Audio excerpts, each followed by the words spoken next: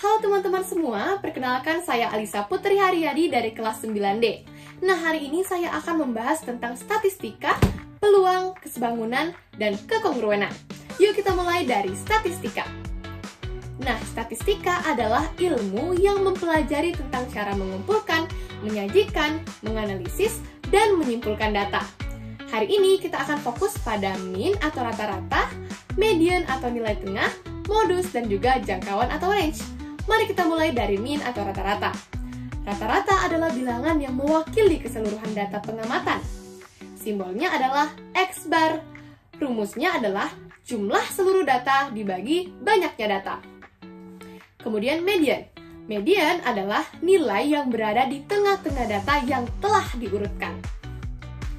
Median memiliki dua rumus, yaitu rumus data ganjil dan data genap. Pada data ganjil, posisi median adalah data di tengah, sementara pada data genap, median adalah rata-rata dari dua nilai tengah. Selanjutnya modus. Modus adalah nilai yang paling sering muncul dalam suatu data. Kemudian jangkauan atau range. Range adalah selisih antar nilai tertinggi dan terendah. Rumusnya adalah datum terbesar dikurang datum terkecil. Contoh soal. Dalam seminggu, Rina mencatat jumlah halaman buku novel yang ia baca setiap hari sebagai berikut. Hitunglah jangkauan, rata-rata, modus, dan median data di atas. Pertama, kita harus mencari jangkauannya dulu. Nah, di sini datum terbesarnya adalah 20, dan datum terkecilnya adalah 5. Sehingga jangkauannya adalah 20 dikurang 5 sama dengan 15. Selanjutnya, kita cari rata-ratanya. Ingat, rumusnya adalah jumlah seluruh data dibagi banyaknya data. Berarti kita perlu menjumlahkan seluruh datanya, kemudian kita bagi dengan banyaknya data, yaitu 7 data. Sehingga hasilnya 70 dibagi 7 sama dengan 10. Jadi, rata-rata jumlah halaman buku yang dibaca Rina dalam seminggu adalah 10 halaman. Selanjutnya median. Pertama, kita harus mengurutkan data ini dari data terkecil sampai data terbesar. Di sini ada 7 data, berarti kita akan menggunakan rumus data ganjil. Artinya median adalah data ke 7 tambah 1 per 2, berarti 8 per 2 sama dengan 4. Data keempat adalah 10, jadi median dari data tersebut adalah 10. Kemudian modus. Nah, di sini kita sisa perlu melihat mana angka yang paling sering muncul. Ternyata angka yang paling sering muncul adalah angka 5, sehingga modusnya adalah 5. Nah, masuk contoh soal kedua. Berikut data berat badan siswa kelas 9D. Hitunglah jangkauan, rata-rata, modus, dan median dari data di atas.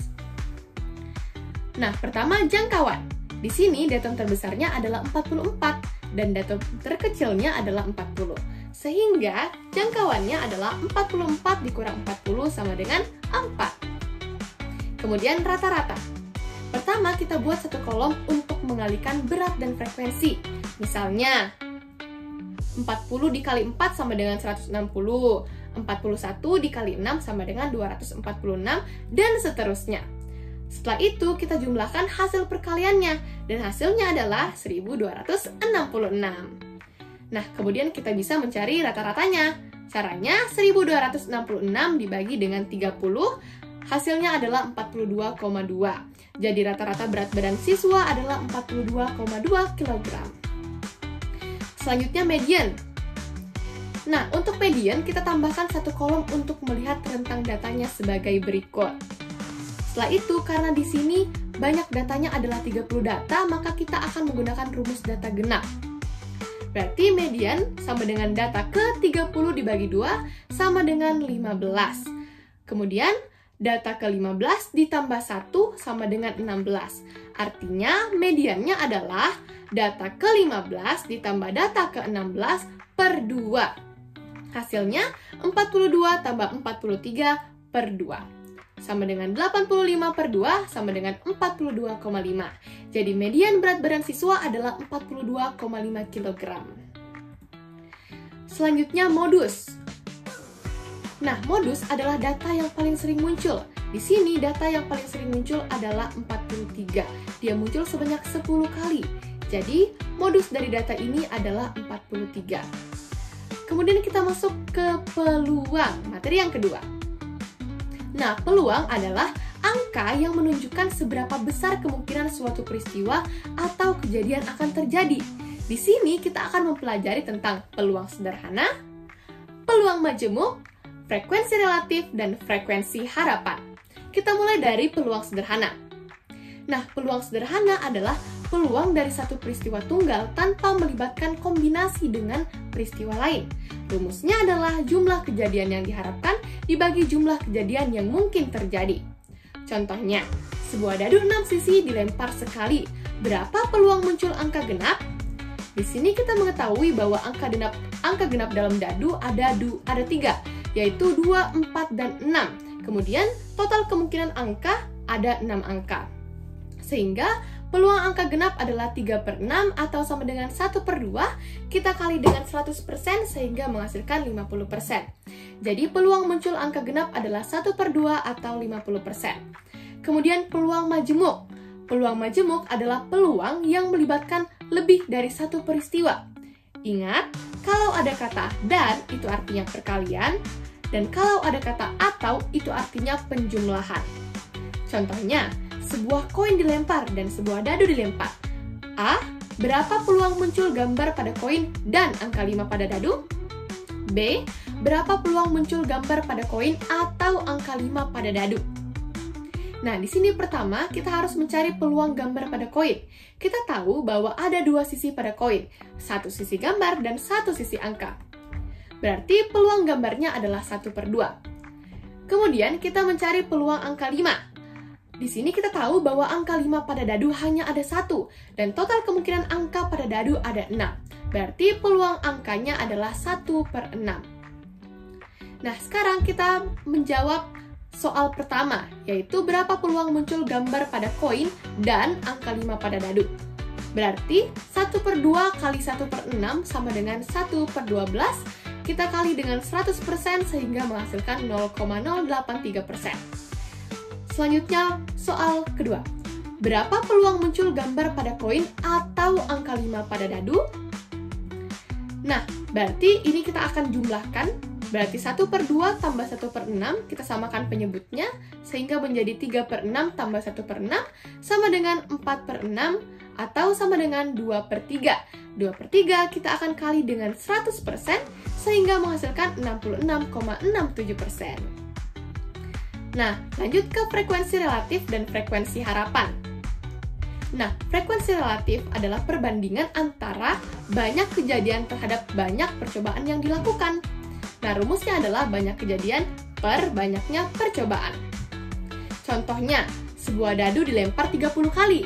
Jika angka 5 muncul 6 kali, berapa frekuensi relatif angka 5 dalam percobaan tersebut?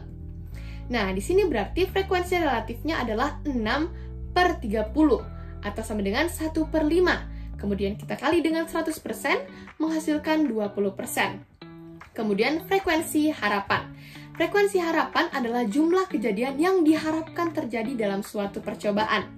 Rumusnya adalah peluang kejadian dikali banyaknya percobaan. Contohnya, peluang siswa memilih matematika sebagai favoritnya adalah 0,25. Jika ada 200 siswa yang disurvei, berapa frekuensi harapan siswa yang memilih matematika? Ini sisa frekuensi harapan sama dengan 0,25 dikali 200 sama dengan 50. Berarti frekuensi harapan yang memilih matematika ada 50 siswa. Selanjutnya, materi terakhir yaitu kesebangunan dan kekongruenan. Nah, di sini, dua bangun datar dikatakan sebangun jika memenuhi dua syarat, yaitu sudut-sudut yang bersesuaian sama besar dan perbandingan sisi yang bersesuaian senilai.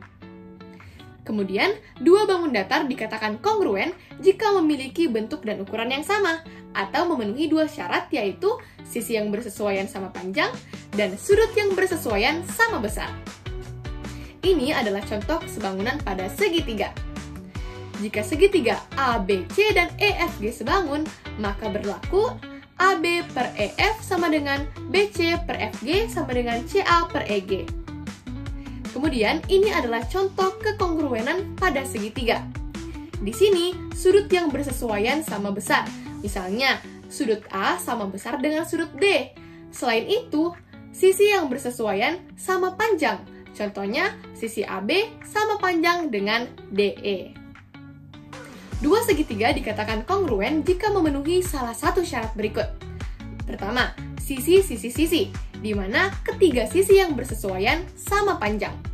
Kedua, sisi sudut sisi, di mana dua sisi bersesuaian sama panjang dan sudut yang diapitnya sama besar.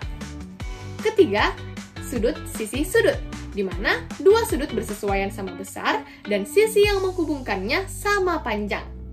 Keempat, sudut-sudut sisi, di mana dua sudut bersesuaian sama besar dan sepasang sisi yang bersesuaian sama panjang.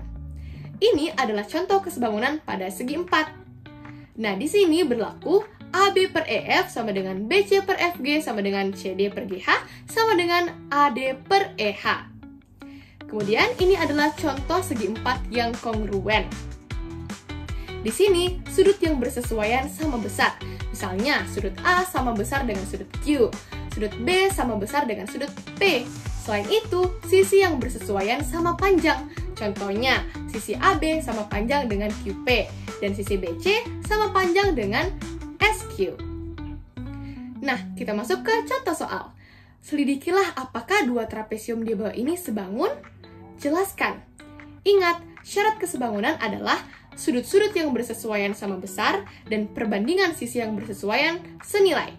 Untuk itu, kita akan mencari perbandingan sisi-sisi yang bersesuaian.